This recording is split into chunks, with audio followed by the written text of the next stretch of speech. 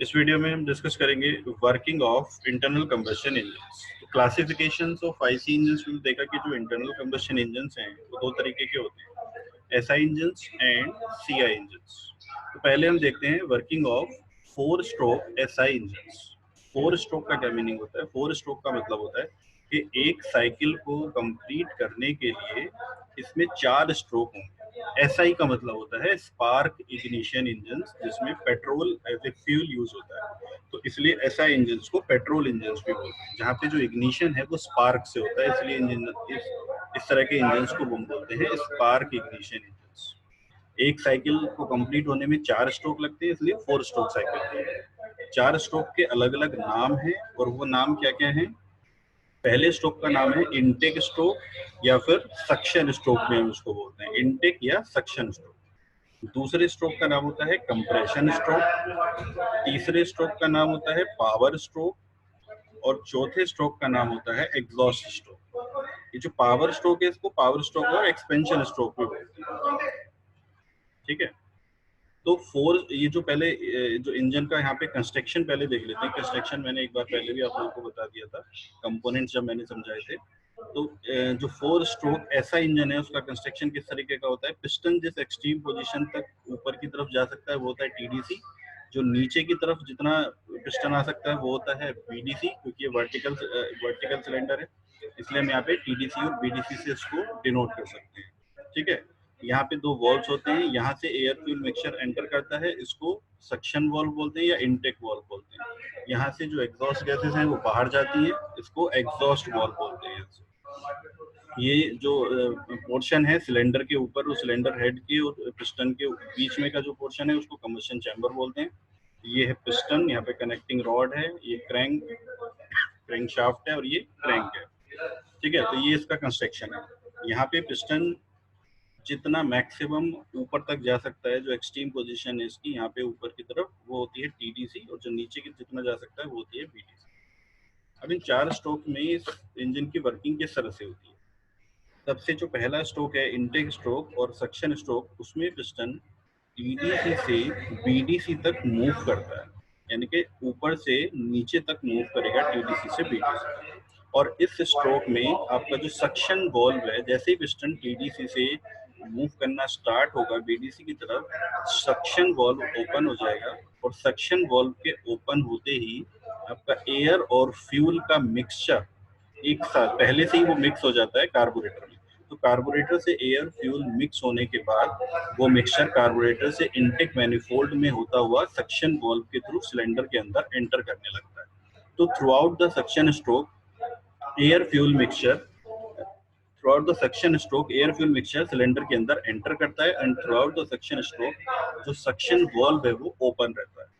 तो सबसे पहले सक्शन स्ट्रोक में पिस्टन टीडीसी से बीडीसी की तरफ मूव करता है, सक्शन वॉल्व ओपन रहता है और एयर फ्यूल मिक्सचर सिलेंडर के अंदर एंटर करता है। उसके बाद जब पिस्टन बीडीसी पे पहुंच जाता है अपने नीचे वाले डायरेक्शन में, तो बीडीसी पे पहुंचने के बाद ये जो सक्शन वॉल्व है वो क्लोज हो जाता है, और एयर फ्यूल मिक्सचर सिलेंडर के अंदर एंटर अब नहीं कर सकता।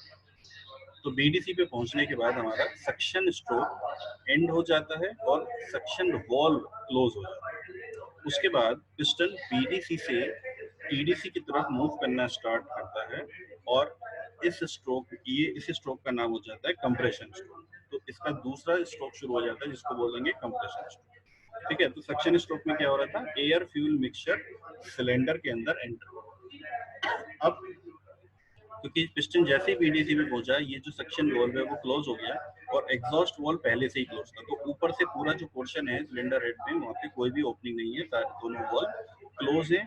नीचे से पिस्टन बीडीसी से टीडीसी की तरफ ऊपर मूव करना शुरू कर देगा। जब पिस्टन बीडीसी से टीडीसी की तरफ ऊपर की तरफ मूव करना स्टार्ट करेगा, तो इसके अंदर का जो ये चार्ज है वो कंप्रेस होना शुरू हो जाएगा, बिकॉज ऑफ द, क्योंकि वॉल्यूम यहाँ पे क्या हो रहा है? डिक्रीज हो रहा है, वॉल्यूम कम हो रहा है। तो वॉल्यूम कम होगा तो प्रेशर इंक्रीज होगा, तो जो चार्ज है वो कंप्रेस होना शुरू हो जाएगा। इसलिए इसलिए इस स्ट्रोक को हम बोलते हैं कंप्रेशन स्ट्रोक। और during the compression stroke both the valves will be closed. ठीक है, तो कंप्रेशन स्ट्रोक के दौरान जो दोनों के दोनों वॉल्व्स हैं वो क्लोज्ड रहेंगे, क्योंकि क्लोज्ड रहेंगे तभी यहाँ पे इसका कंप्रेशन होता है। तो जो एयर फ्यूल मिक्सचर है उसका कंप्रेशन होता है, और कंप्रेशन में उसका प्रेशर इंक्रीज हो जाएगा। ठीक है, उसके बाद जब पिस्टन टीडीसी पे पहुंच जाएगा, अपने कंप्रेशन स्ट्रोक को एंड करके जब पिस्टन टीडीसी पे पहुंचेगा, तो टीडीसी पे पहुंचने के बाद जो स्पार्क है वो जनरेट होगा यहाँ से। यहाँ पे एक स्पार्क प्लग लगा हुआ है दोनों वोल्ट्स के बीच में। तो स्पार्क प्लग से क्या होगा, स्पार्क प्लग से स्पार्क होगा, स्पार्क से क्या होगा, जो एयर फ्यूल मिक्सचर है उसमें कंबशन इनिशिएट होगा। इनिशिएट होने के बाद में वो कंबशन प्रोपेगेट होगा, प्रोपेगेट होते होते उसकी जो जो हीट है वो रिलीज होना शुरू होगी। टेम्परेचर, हाई टेम्परेचर, जो टेम्परेचर है वो इंक्रीज हो जाएगा। कंप्रेशन स्ट्रोक में प्रेशर तो इंक्रीज हो ही गया था, और जैसे हीट रिलीज होना स्टार्ट हो जाएगी तो यहाँ पे टेम्परेचर भी इंक्रीज हो जाएगा। तो हाई प्रेशर और टेम्परेचर यानी कि थर्मल एनर्जी के साथ जो गैसेस हैं यहाँ पे वो क्या करेंगे, इस पिस्टन को नीचे की तरफ पुश करेंगे। तो जब पिस्टन टीडीसी से बीडीसी की तरफ इन एग्जॉस्ट गैस या जो कंबशन प्रोडक्ट्स हैं इनके थ्रू, हाई टेम्परेचर और प्रेशर कंबशन प्रोडक्ट्स हैं इनके थ्रू पिस्टन नीचे की तरफ पुश किया जाएगा, तो इसमें हमें तो पिस्टन नीचे की तरफ पुश किया जाएगा फ्रॉम टीडीसी टू बीडीसी, तो इसमें हमें क्या मिलेगी, पावर मिलेगी इस स्ट्रोक में। इसलिए इस स्ट्रोक को हम बोलते हैं पावर स्ट्रोक। अब चूंकि यहाँ पे एक्सपेंशन भी हो रहा है, प्रेशर डाउन हो रहा है, वॉल्यूम इंक्रीज हो रहा है, तो इसलिए इसको एक्सपेंशन स्ट्रोक। ठीक है, तो यहाँ पे क्या होता है, जो कंबशन होता है, कंबशन से जो हीट रिलीज होती है, जो एनर्जी रिलीज होती है, उस एनर्जी से पिस्टन नीचे की तरफ पुश होता है, और इस स्ट्रोक में सिर्फ एक इसी स्ट्रोक में इंजन पावर जनरेट करता है, इसलिए इसको बोलते हैं पावर स्ट्रोक। उसके बाद जो भी high pressure temperature combustion products हैं वो पिस्टन को नीचे की तरफ पुश करते हुए बीडीसी तक लेके जाएंगे, और यहाँ पे जब तक पिस्टन टीडीसी से बीडीसी की तरफ जाता रहेगा, इस जो पिस्टन है उसको पावर मिलती रहेगी, और बीडीसी तक वो इस पावर को कनेक्टिंग रॉड के थ्रू क्रैंकशाफ्ट तक पहुंचाता रहेगा। तो बीडीसी पे पहुंचने के बाद ये जो पावर स्ट्रोक है वो एंड हो जाएगा। एंड एक चीज यहाँ पे कॉमन है कंप्रेशन स्ट्रोक की तरह कि both the valves will be closed. Compression stroke में भी इनटेक और एग्जॉस्ट वाल्व दोनों क्लोज रहेंगे, और पावर स्ट्रोक में भी इनटेक और एग्जॉस्ट वाल्व दोनों क्लोज रहेंगे। ठीक है, तो बीडीसी पे पहुंचने के बाद जो पावर स्ट्रोक है वो एंड हो जाएगा। इस बीडीसी पे पहुंचने के बाद पावर स्ट्रोक के एंड होते ही यहाँ से जो एग्जॉस्ट वाल्व है वो ओपन हो जाएगा। एग्जॉस्ट वाल्व के ओपन होते ही हमारा लास्ट एग्जॉस्ट स्ट्रोक यहाँ से शुरू हो जाएगा, और एग्जॉस्ट स्ट्रोक में क्या होगा, एग्जॉस्ट वाल्व ओपन रहेगा, पिस्टन बीडीसी से टीडीसी की तरफ मूव करेगा, और जो भी कंबशन प्रोडक्ट्स यहाँ पे हैं वो उनको स्वीप करता हुआ एग्जॉस्ट वाल्व के थ्रू उसको बाहर ले जाएगा। एग्जॉस्ट मैनिफोल्ड से साइलेंसर में होते हुए वो एटमॉस्फेयर में रिलीज हो जाएगा। ठीक है, तो एग्जॉस्ट स्ट्रोक में क्या होगा, पिस्टन बीडीसी से टीडीसी की तरफ मूव करेगा, बीडीसी से टीडीसी की तरफ मूव करेगा, जो भी यहाँ पे कंबशन प्रोडक्ट्स हैं उनको स्वीप करता हुआ एग्जॉस्ट वाल्व के थ्रू उनको बाहर निकाल देगा एग्जॉस्ट मैनिफोल्ड और साइलेंसर से। उसके बाद जब पिस्टन टीडीसी पे पहुंच जाएगा, तो टीडीसी पे पहुंचते ही जो एग्जॉस्ट वाल्व है वो क्लोज्ड हो जाएगा, एग्जॉस्ट स्ट्रोक भी यहाँ पे खत्म हो जाएगा एग्जॉस्ट वाल्व के क्लोज होते ही। और टीडीसी पे पहुंचते ही जैसे ही पिस्टन फिर टीडीसी से बीडीसी की तरफ चलना स्टार्ट करेगा, तभी यहाँ पे ये इनलेट वाल्व ओपन हो जाएगा। इनलेट वाल्व के ओपन होते ही नेक्स्ट हमारा फिर से सक्शन स्ट्रोक स्टार्ट हो जाएगा। ठीक है, तो जो वाल्व की ओपनिंग और क्लोजिंग है उसको भी ध्यान से देखना है। जो सक्शन स्ट्रोक है उसमें सक्शन वाल्व या इनटेक वाल्व ओपन रहेगा, एग्जॉस्ट वाल्व क्लोज। कंप्रेशन में दोनों क्लोज रहेंगे, पावर स्ट्रोक में दोनों क्लोज रहेंगे, एग्जॉस्ट स्ट्रोक में एग्जॉस्ट वाल्व ओपन रहेगा और सक्शन वाल्व क्लोज रहेगा। तो इस तरह से इन चार स्ट्रोक में सक्शन, कंप्रेशन, पावर और एग्जॉस्ट, इन चार स्ट्रोक में पूरी साइकिल कंप्लीट होती है। और चार स्ट्रोक के कंप्लीट होने के बाद, यानी कि एग्जॉस्ट स्ट्रोक के कंप्लीट होने के बाद पिस्टन जब टीडीसी पे पहुंच जाता है, तो फिर टीडीसी से नेक्स्ट साइकिल स्टार्ट हो जाती है और इंजन पहुंच जाता है वापस से सक्शन स्ट्रोक। तो this is the working of 4-stroke SI engine, 4-stroke spark ignition engine. ठीक है, अब ये जो वर्किंग मैंने आप लोगों को समझाई है वो हम स्टूडेंट्स को समझाने के लिए यूज तो करते हैं कि वर्किंग इस तरह से हो रही है, लेकिन एक्चुअल इंजन में वर्किंग इस तरह से नहीं होती है। तो ये जो वर्किंग मैं आप लोगों को समझा रहा हूँ ये सिर्फ रेफरेंस के लिए, ना तो एक्चुअल इंजन में वर्किंग इस तरह से होती है और ना ही आइडियल इंजन में वर्किंग इस तरह से। ठीक है, इसलिए ये जो वर्किंग है वो फ्यूल एयर साइकिल की वर्किंग होती है, जिसमें हम ये तो एज्यूम करते हैं कि वर्किंग मीडियम एयर और फ्यूल का मिक्सचर है। लेकिन बाकी जो चीजें हैं वो कुछ आइडियल एजम्पशंस के बेसिस पे चलती है और कुछ एक्चुअल एजम्पशंस के बेसिस पे चलती है। तो यहाँ पे ये जो वर्किंग है वो है in between the ideal cycle and the actual cycle. ठीक है, तो ये सिर्फ रेफरेंस के लिए यहाँ पे वर्किंग समझाई जा रही है 4 स्ट्रोक एसआई इंजन। ठीक है, तो ये है एक 4 stroke 4 cylinder in line engine. इसमें 4 सिलेंडर है, 4 स्ट्रोक इंजन है, और इस तरह की जो अरेंजमेंट है उसको बोलते हैं इन लाइन इंजन।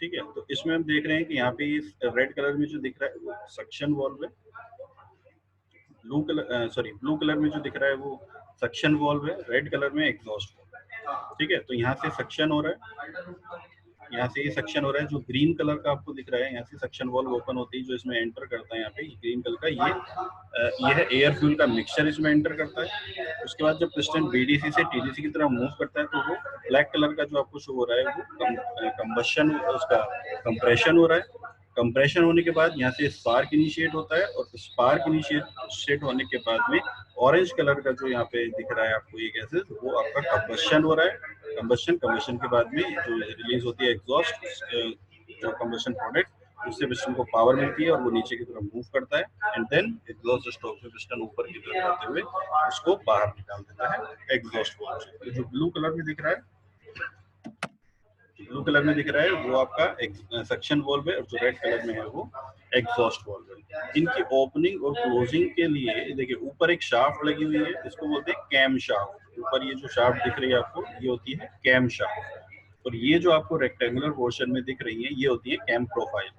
ये होती है हमारी कैम प्रोफाइल, जो इसकी ओपनिंग और क्लोजिंग को रेगुलेट करती है। ठीक है, तो जो कैम शाफ्ट है वो देखिए यहाँ पे, ये जो है इंजन की कौन सी शाफ्ट है जो लंबी से आपको दिख रही है, ये क्रैंक शाफ्ट है।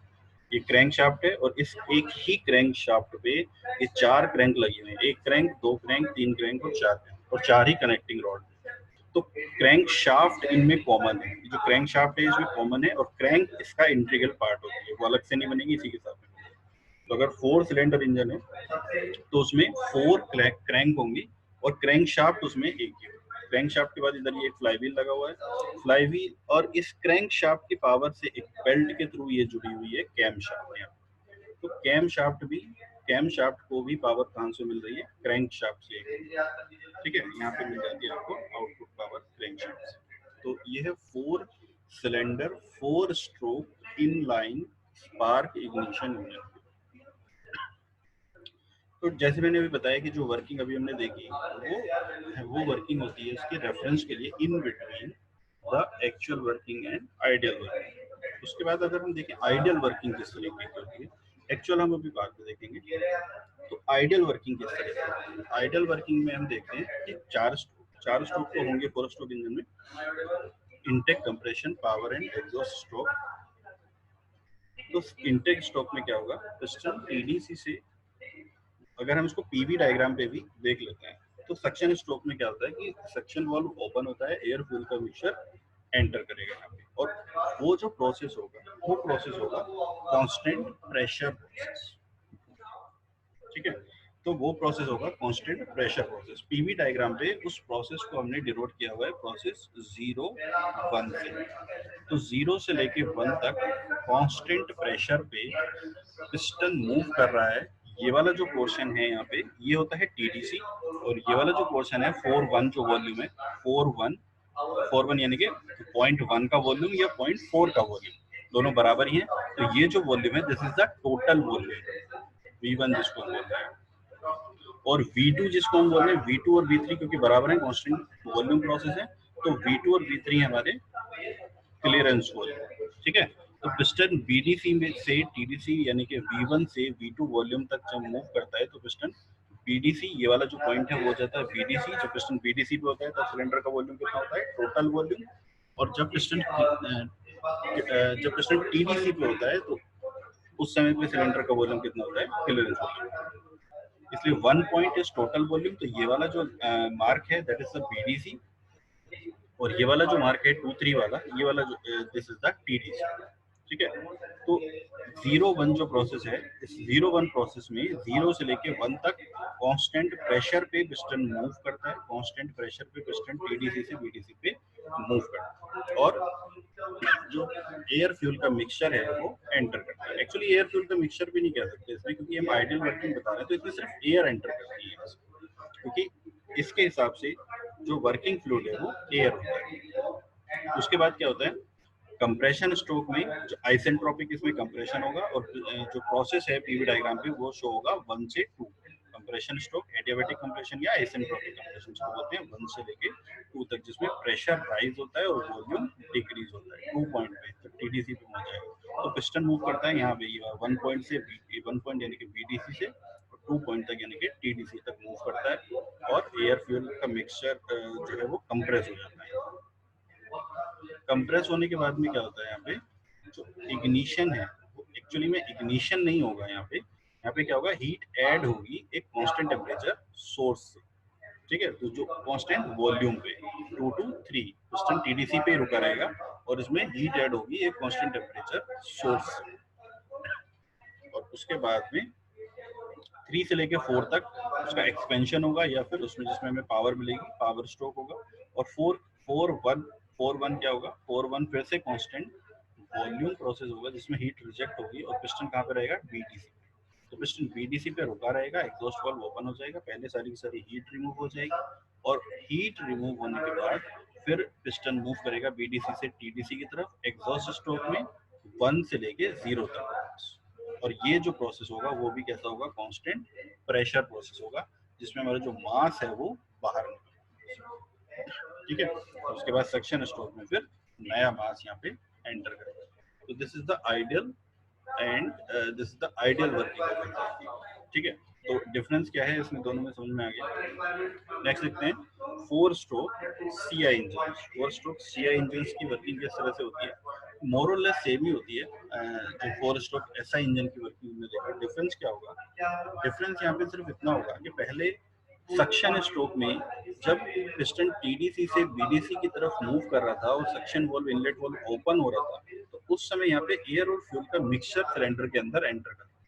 लेकिन सीआई इंजन में क्या चेंजेस आ जाएगा कि सक्शन स्ट्रोक में जब पिस्टन टीडीसी से बीडीसी की तरफ मूव करेगा और सक्शन वाल्व ओपन होगा, तो इनटेक मैनिफोल्ड के थ्रू एयर फ्यूल का मिक्सचर नहीं, सिर्फ एयर एंटर करेगा, फ्यूल नहीं होगा उसमें।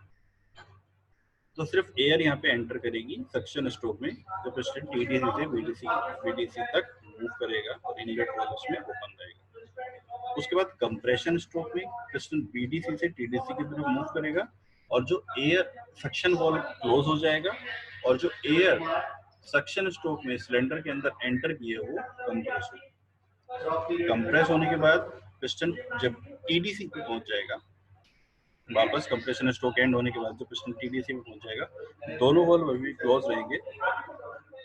तो एसआई इंजन में क्या हो रहा था, यहाँ पे स्पार्क हो रहा है, लेकिन यहाँ पे स्पार्क नहीं होगा, यहाँ पे फ्यूल इंजेक्शन स्टार्ट होगा, और फ्यूल इंजेक्शन स्टार्ट होगा तो पिस्टन वो जो होगा कांस्टेंट वॉल्यूम पे नहीं होगा, इस बार कांस्टेंट प्रेशर पे होगा।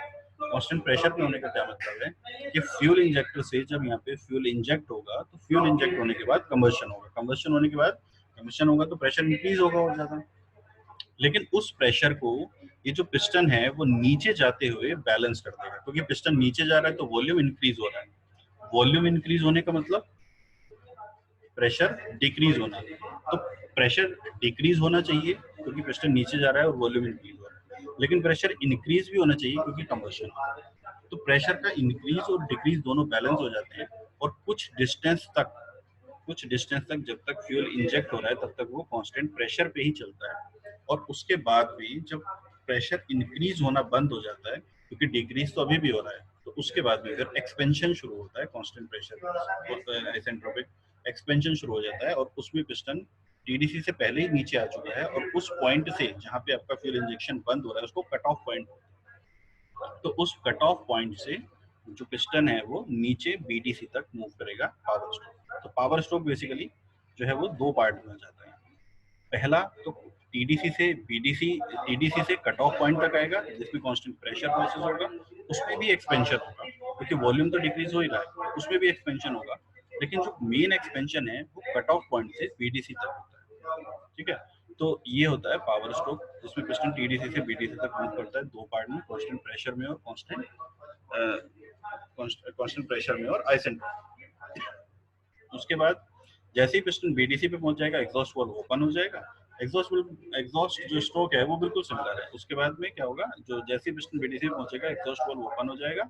एग्जॉस्ट वाल्व ओपन होने के बाद जब पिस्टन बीडीसी से टीडीसी की तरफ मूव करेगा तो जो भी यहाँ पे कंबशन प्रोडक्ट्स हैं, एग्जॉस्ट गैसेस हैं, उनको पिस्टन स्वीप करता हुआ एग्जॉस्ट वाल्व से बाहर निकाल देगा। ठीक है, तो this is the working of 4 stroke CI engine. Difference क्या है यहाँ पे, काफी ज्यादा सिमिलरिटीज हैं। डिफरेंस सिर्फ यही कि सक्शन स्ट्रोक में एयर फ्यूल मिक्सचर की जगह सिर्फ एयर एंटर करती है।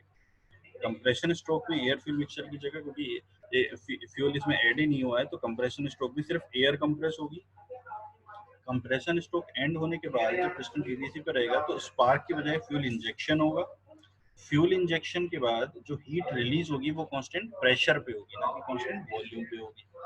और कांस्टेंट प्रेशर पे हीट रिलीज होने के बाद उसका एक्सपेंशन शुरू होगा कट ऑफ पॉइंट के बाद। और एग्जॉस्ट स्ट्रोक बिल्कुल एग्जॉस्ट स्ट्रोक के खत्म होने के बाद जो पिस्टन टीडीसी पे होगा तो एग्जॉस्ट वाल्व क्लोज हो जाएगा और सक्शन वाल्व ओपन हो जाएगा और साइकिल फिर से रिपीट हो जाएगा। तो this is the working of 4 stroke CI engine. इस तरह से 4 स्ट्रोक सीआई इंजन वर्क करता है। तो यहाँ पे हम देखते हैं कि जो पिस्टन है वो मूव कर रहा है। यहाँ पे ये वाला जो है एयर इनटेक यहाँ पे दिख रहा है आपको, एयर इनटेक हो रहा है। सिर्फ एयर एंटर करेगी सक्शन स्ट्रोक में। ये वाला लेफ्ट साइड वाला वॉल्व है, this is the intake valve, और जो राइट साइड वाला वॉल्व है that is the exhaust valve.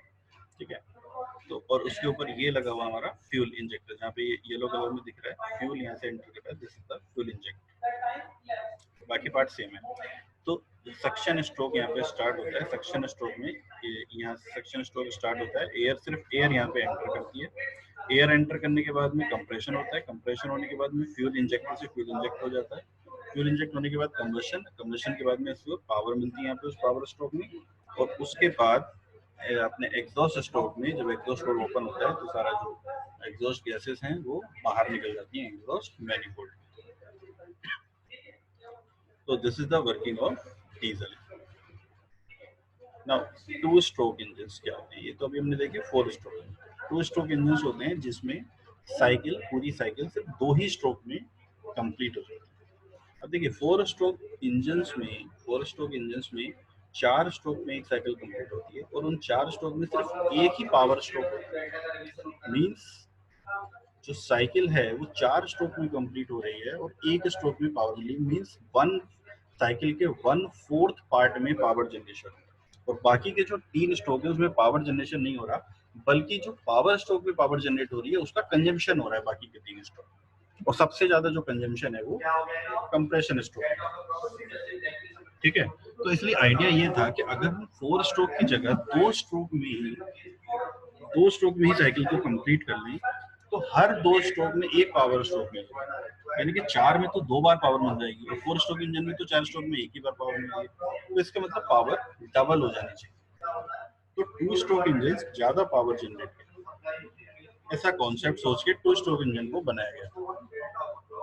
लेकिन एक्चुअली में हुआ क्या कि पावर डबल तो नहीं हो पाई, लेकिन अराउंड 150% 160% पावर इंक्रीज हो गई यहाँ पे, क्योंकि सिर्फ 2 ही स्ट्रोक में एक पावर स्ट्रोक हो जाता है। यानी कि 4 स्ट्रोक में तो 2 बार पावर जनरेट हो जाती है, जबकि वो जो पावर जनरेट हो रही है 4 स्ट्रोक में वो 4 स्ट्रोक इंजन में वो एक ही बार होती है।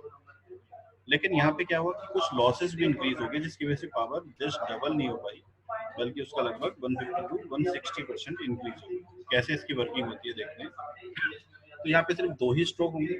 इन 2 स्ट्रोक में सक्शन और कंप्रेशन को मर्ज कर दिया गया है और पावर और एग्जॉस्ट को भी मर्ज कर दिया गया है। ठीक है, किस तरह से इसकी वर्किंग होती है देखिए। इसमें वॉल्व्स की जगह, इसमें वॉल्व्स नहीं होते हैं जहाँ पे इनलेट और एग्जॉस्ट वॉल्व थे 4 स्ट्रोक इंजन में। 2 स्ट्रोक इंजन में पोर्ट्स होते हैं। तो 3 पोर्ट होते हैं यहाँ पे। एक तो होता है एग्जॉस्ट पोर्ट, ये वाला जो है यहाँ पे एरो बनना है, this is the exhaust port. ये जो इसके नीचे वाला पोर्ट है this is the intake port.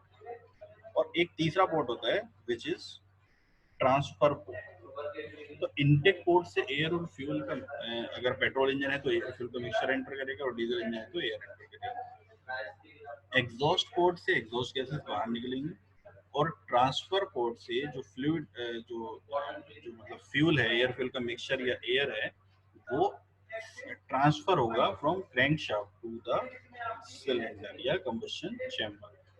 ठीक है, तो वर्किंग देख रहे हैं इसकी। टू स्ट्रोक इंजन में क्या होता है, पहले पिस्टन पावर स्ट्रोक से जब पिस्टन टीडीसी पे होता है तो पावर स्ट्रोक से स्टार्ट करते हैं इसको। जब पिस्टन टीडीसी पे होता है तो टीडीसी पे होने के बाद अगर पेट्रोल इंजन है तो एयर फ्यूल का मिक्सचर उसमें होगा, और अगर डीजल इंजन है तो एयर कंप्रेस्ड एयर होगा। तो अगर पेट्रोल इंजन है तो स्पार्क से कंबशन होगा, और अगर डीजल इंजन है तो फ्यूल इंजेक्शन से कंबशन स्टार्ट हो जाएगा। जब कंबशन स्टार्ट होगा और पिस्टन यहाँ टीडीसी पोजीशन पे रहेगा तो कंबशन होने के बाद पावर जनरेट होगी, और पावर जनरेट होने पे पिस्टन नीचे की तरफ मूव करना स्टार्ट करेगा। पिस्टन नीचे की तरफ मूव करना स्टार्ट करेगा जैसे ही पिस्टन, ये देखो, और इनकी जो पोर्ट्स हैं, पोर्ट्स जो हैं वो खुले ही रहते हैं, इनकी जो ओपनिंग और क्लोजिंग है वो पिस्टन के मूवमेंट से कंट्रोल होती है। तो जैसे ही पिस्टन इस पॉइंट के नीचे आएगा थोड़ा सा, यहाँ से जो कंबशन प्रोडक्ट्स हैं वो यहाँ एग्जॉस्ट पोर्ट के थ्रू बाहर निकलना शुरू हो जाएगा। मतलब पिस्टन अभी बीडीसी तक पहुंचा भी नहीं है और एग्जॉस्ट जो गैसेस हैं वो बाहर निकलना स्टार्ट हो गया। इसका मतलब वो एग्जॉस्ट गैसेस अभी और पावर डेवलप कर सकती थी, पिस्टन को और नीचे तक भेज सकती थी, लेकिन एग्जॉस्ट पोर्ट ओपन होने की वजह से वो पहले ही बाहर निकलना स्टार्ट हो गई, तो जिसकी वजह से पावर का थोड़ा लॉस हो गया। इसलिए मैंने बताया कि आइडिया ये था कि पावर डबल हो जाएगी, लेकिन पावर डबल नहीं हो पाई, बट फिर भी काफी हद तक इंक्रीज होगी। To stroke engine four stroke engine से ज्यादा पावर। ठीक है, तो जैसे ही पिस्टन एग्जॉस्ट पोर्ट के नीचे आएगा, यहाँ से एग्जॉस्ट गैसेस निकलना स्टार्ट हो जाएगा। ठीक है, उसके बाद जब पिस्टन और थोड़ा सा नीचे आएगा तो ट्रांसफर पोर्ट के थ्रू, अगर पेट्रोल इंजन है तो एयर फ्यूल का मिक्सचर, और अगर डीजल इंजन है तो सिर्फ एयर। यहाँ पे जो ट्रांसफर पोर्ट के थ्रू यहाँ क्रैंक केस में इकट्ठा रहता है, यहाँ पे क्रैंक केस के थ्रू यहाँ से कंबशन चैम्बर में एंटर करना स्टार्ट हो जाएगा। ठीक है, अब ये ट्रांसफर पोर्ट खुल गए, यहाँ पे पिस्टन जाएगा और नीचे जाएगा। तो ये देखो इस समय पे क्या है, इनलेट वाल्व क्लोज है, ये पिस्टन अभी बीडीसी पोजीशन पे है, पिस्टन की बीडीसी पोजीशन है। तो इस बीडीसी पोजीशन में ट्रांसफर पोर्ट भी ओपन है और एग्जॉस्ट वाल्व भी ओपन है। तो अगर हम पेट्रोल इंजन की बात करें तो ट्रांसफर पोर्ट के थ्रू एयर और फ्यूल की मिक्सचर इसमें एंटर कर रहा है, और ये एयर फ्यूल का मिक्सचर पुश कर रहा है एग्जॉस्ट गैसेस को बाहर निकालने के लिए। और बीच में यहाँ पे एक पिस्टन का जो पोर्शन है ऊपर का, इसको डिफ्लेक्टर बोलते हैं, ऊपर उठा हुआ है, तो एक डिफ्लेक्टर भी लगा हुआ है एयर और फ्यूल का जो मिक्सचर इसमें एंटर कर रहा है उसको डिफ्लेक्ट करने के लिए। क्योंकि अगर ये डिफ्लेक्टर नहीं होगा तो ट्रांसफर पोर्ट के थ्रू एयर फ्यूल का मिक्सचर सीधे यहाँ से एंटर करते हुए यहाँ से बाहर भी निकल सकता है।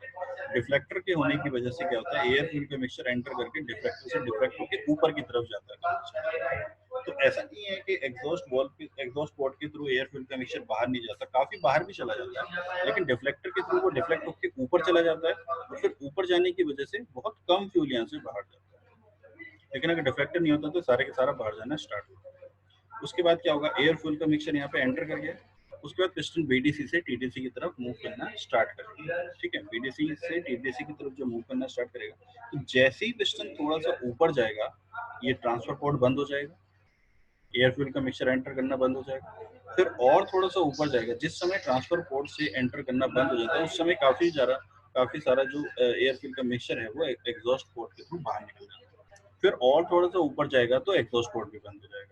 जब एग्जॉस्ट पोर्ट बंद हो जाएगा उसके बाद में ही एक्चुअल कंप्रेशन स्टार्ट होगा। और जब पिस्टन ऊपर की तरफ मूव करता है, देखिए इस वाली दूसरे वाले डायग्राम में देख लेते हैं, जब पिस्टन ऊपर की तरफ मूव कर रहा है उस समय पे एग्जॉस्ट पोर्ट और ट्रांसफर पोर्ट बंद है।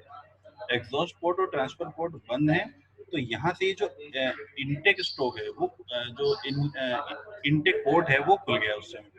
जैसे इनटेक, जब भी पिस्टन ऊपर की तरफ जाता है तो इनटेक पोर्ट ओपन हो जाता है, और इनटेक पोर्ट ओपन होने की वजह से एयर और फ्यूल का मिक्सचर यहाँ से एंटर करके और इसमें चला जाता है क्रैंक केस। ठीक है, तो यहाँ पे पिस्टन क्रैंक जो एयर फ्यूल का मिक्सचर है वो कहाँ पे इकट्ठा हो जाता है, क्रैंक केस में इकट्ठा हो जाता है। अब जब पिस्टन एग्जॉस्ट पोर्ट जो पिस्टन है वो एग्जॉस्ट पोर्ट को क्लोज करके ऊपर की तरफ जा रहा है बीडीसी से टीडीसी की तरफ, तो कंप्रेशन होता है। कंप्रेशन होने के बाद जब पिस्टन टीडीसी पे पहुंच जाता है तो वही फिर पेट्रोल इंजन है तो स्पार्क से, और डीजल इंजन है तो फ्यूल इंजेक्शन से कंबशन हो जाएगा। कंबशन होने के बाद पिस्टन नीचे की तरफ मूव करेगा। अब देखो जो नीचे वाला एरिया है इसकी बात करते हैं, जब पिस्टन नीचे की तरफ मूव करेगा तो जो नीचे वाला एरिया उसका वॉल्यूम डिक्रीज होगा, वॉल्यूम डिक्रीज होगा यानी कि प्रेशर इंक्रीज होगा। तो प्रेशर नीचे का इंक्रीज होगा और ऊपर का जैसे ही एग्जॉस्ट पोर्ट ओपन होगा ऊपर का जो प्रेशर है वो भी डिक्रीज हो जाएगा। तो इस प्रेशर डिफरेंस की वजह से जब पिस्टन नीचे की तरफ मूव कर रहा है, इस प्रेशर डिफरेंस की वजह से ट्रांसफर पोर्ट से अपने आप ही फ्यूल सिलेंडर के अंदर एंटर कर जाएगा।